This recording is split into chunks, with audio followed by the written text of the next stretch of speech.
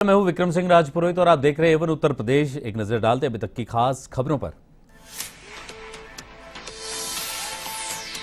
UP विधानसभा में उठाई गई जातिवार जनगणना की मांग। सरकार का जातीय जनगणना से इनकार तो विधानसभा में शिवपाल यादव ने उठाया खराब स्वास्थ्य व्यवस्था का मुद्दा।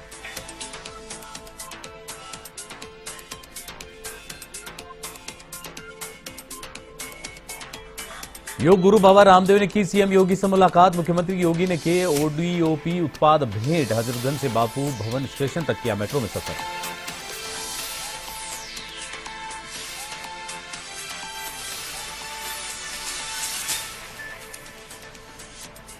मेरठ के दोराला क्षेत्र में बड़ा हादसा। बसपा के पूर्व विधायक चंद्रवीर सिंह के कोल्ड स्टोरेज में बॉयलर फटा, कई मजदूरों की मौत, 50-60 मजदूर घायल।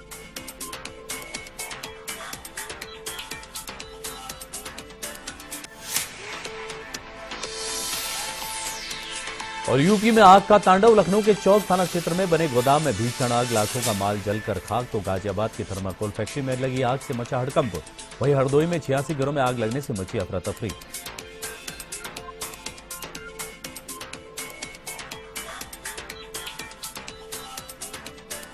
अमेठी में रफ्तार का कहर। रोडवेज बस ने मारी बाइक को टक्कर। हादसे में बाइक सवार युवक की दर्दनाक मौत।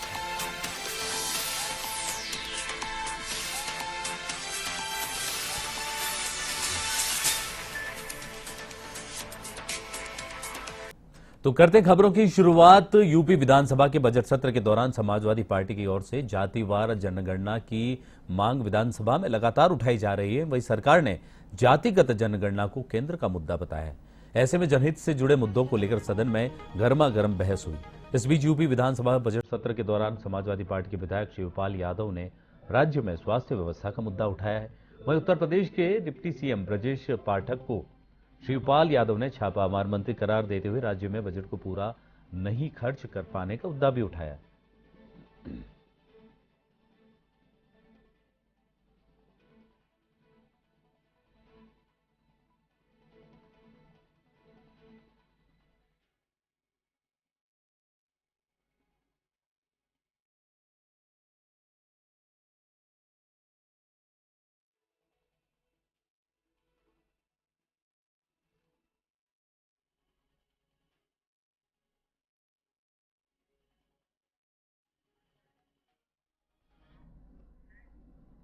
योग गुरु बाबा रामदेव ने सीएम आवास पर उत्तर प्रदेश के मुख्यमंत्री योगी आदित्यनाथ से मुलाकात की। इस दौरान सीएम योगी ने बाबा रामदेव को ओडीओपी उत्पाद भेंट किए, साथ ही कई मुद्दों पर चर्चा की। इससे पहले बाबा रामदेव ने हजरतगंज से बापू भवन स्टेशन तक मेट्रो में सफर किया। उन्होंने कहा कि वे पहली बार मेट्रो में बैठे हैं। वहीं लखनऊ मेट्रो का काम सबसे तेज गति से पूरा हुआ है। ऐसे में लखनऊ मेट्रो ने कीर्तिमान बनाया है।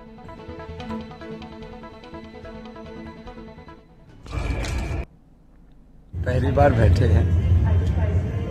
हमारे लखनऊ मेट्रो के एमडी श्री सुशील कुमार जी, उन्होंने मुझसे कहा कि स्वामी जी आप लखनऊ आए हैं तो देश की सबसे तेज स्पीड से बनने वाला जो यहाँ का जो मेट्रो का स्टेशन और मेट्रो की पूरी लाइन यहाँ पर बनी है, उसका इन्होंने कीर्तिमान बनाया। और अंडरग्राउंड विदेशों में तो हम चले थे, लेकिन यूरोप के बाद हिंदुस्तान की मेट्रो में हम पहली बार बैठे।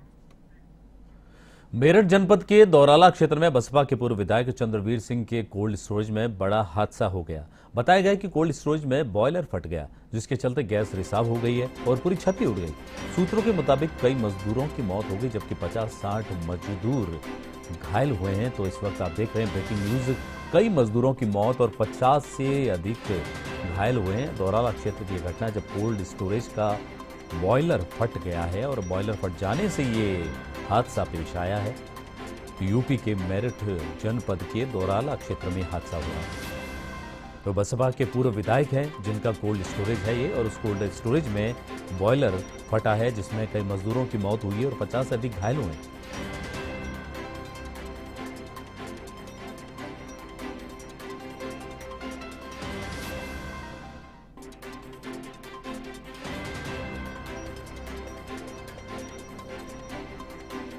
तो बसपा पूर्व विधायक के कोल्ड स्टोरेज में ये हादसा हुआ है, जहां बॉयलर फटने से कई मजदूरों की मौत हुई और कई मजदूर घायल हुए हैं।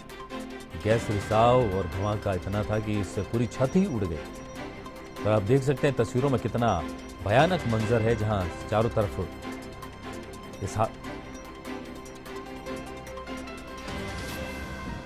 तो इस बारे में और ज्यादा अपडेट के लिए सीधा रुख करते एवं संवाददाता संतोष गुसाई का। जी संतोष, कई मजदूरों की मौत हुई और कई घायल हुए हैं, अभी फिलहाल क्या स्थिति है, क्या कुछ नया अपडेट है?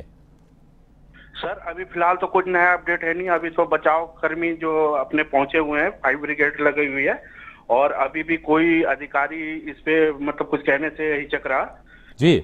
बाकी जो है सर 50-60 आदमी तो घायल हुए हैं। हाँ हाँ। और इससे जो बात चल रही है लमसम कुछ और मतलब घायल व्यक्ति अंदर दबे हुए हैं। जी, मौत कितने मजदूरों की हुई है? मौत का कुछ आंकड़ा है, कितने लोग हताहत हुए इस मामले? मौत का कोई डिटेल्स आया नहीं है। बाकी घायल जो 50-60 में से करीब 10-20 तो सीरियस ही हैं सर। अभी इन्हें हॉस्पिटल लेके आया, वहाँ उपचार चल रहा सर। जी संतोष, इस तमाम जानकारी के लिए आपका बहुत बहुत धन्यवाद। तो संतोष गुसाई बता रहे थे जानकारी, और कई मजदूरों की मौत हुई है। फिलहाल प्रशासन की तरफ से कोई निश्चित आंकड़ा नहीं आ रहा है, लेकिन सूत्र ये बता रहे हैं कि 50-60 से अधिक मजदूर इस मामले में हताहत हुए, 10-12 लोग बहुत सीरियस हैं। तो जैसे ही आंकड़े आएंगे हम आपको अपडेट करते रहेंगे, लेकिन अभी की ये बहुत बड़ी घटना है। तो उत्तर प्रदेश के डिप्टी सीएम ब्रजेश पाठक ने कहा कि आज यूपी में इंफ्रास्ट्रक्चर की मजबूती को लेकर चर्चा हो रही है। कायाकल्प की योजना के तहत तमाम स्कूल सही हो चुके हैं, जबकि विपक्षी दलों के शासनकाल में दबंगई, गुंडई और सरकारी संसाधनों की लूट होती थी। विधानसभा में बरपे हंगामे को लेकर डिप्टी सीएम ब्रजेश पाठक ने कहा कि इनका नकली समाजवाद है और सपा विधायक व्यर्थ में गैलरी में जाकर हंगामा कर रहे हैं। बेसिक शिक्षा के स्कूल कायाकल्प योजना के तहत बेहतर से बेहतर बने हैं। हमारे पास एक विमर्श बना है कि आर्थिक मोर्चे पर हम नंबर 1 पर आने वाले हैं। विपक्षी दलों के पास कहने को कुछ है नहीं। उनके शासनकाल को लोग याद करके सिहर उठते हैं। गुंडई, अराजकता, दंगे चरम पर थे।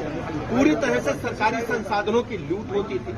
आज उत्तर प्रदेश की जनता आदरणीय मोदी जी के साथ है। आदरणीय गाजियाबाद के विजयनगर के औद्योगिक क्षेत्र स्थित राठी मिल थर्माकोल फैक्ट्री में भीषण आग लग गई है। आसपास अन्य फैक्ट्री होने के कारण क्षेत्र में हड़कंप मच गया। इस दौरान फैक्ट्री के सुपरवाइजर भी बेहोश हो गए।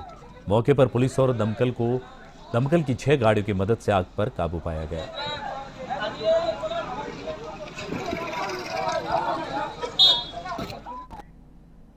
लखनऊ के चौक थाना क्षेत्र में बने पूजा के सामान के गोदाम में भीषण आग लग गई, जिसके बाद गोदाम में रखा लाखों का माल जलकर खाक हो गया। जानकारी के अनुसार रकाबगंज ढाल से पहले यहियागंज स्थित ये गोदाम जमालदास ट्रेडर्स का था, जिसमें पूजा का सामान भरा हुआ था। स्थानीय लोगों ने बताया कि गोदाम के बाहर हर समय कूड़ा पड़ा रहता था, जिसे किसी ने शुक्रवार सुबह आग लगा दी, जिसके बाद आग गोदाम तक पहुंच गई और लाखों का माल जलकर खाक हो गया। सूचना के बाद मौके पर पहुंची दमकलों ने कड़ी मशक्कत के बाद आग पर काबू पाया।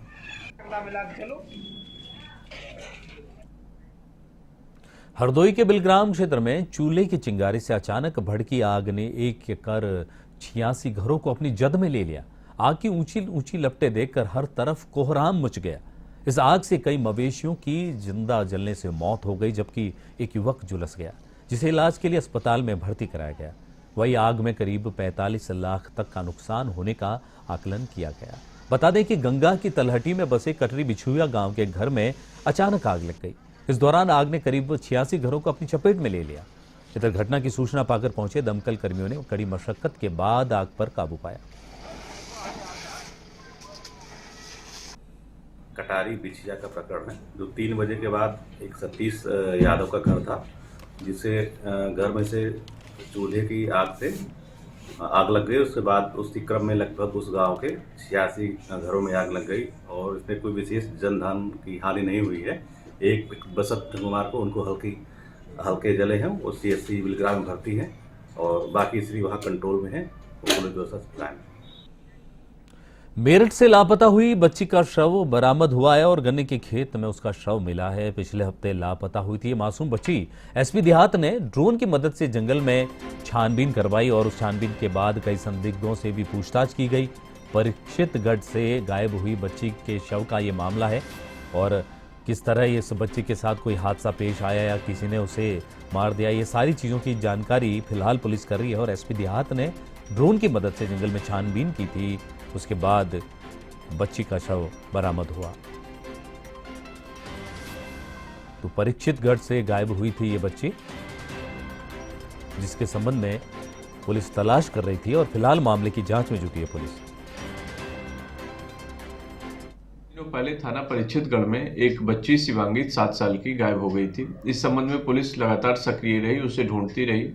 आज संज्ञान में आया है कि जिस कोल्हू पर वो बच्ची और उसका परिवार रहता था, उसी कोल्हू पर गन्ने के ढेर में उसकी बॉडी मिली है, डेड बॉडी मिली है।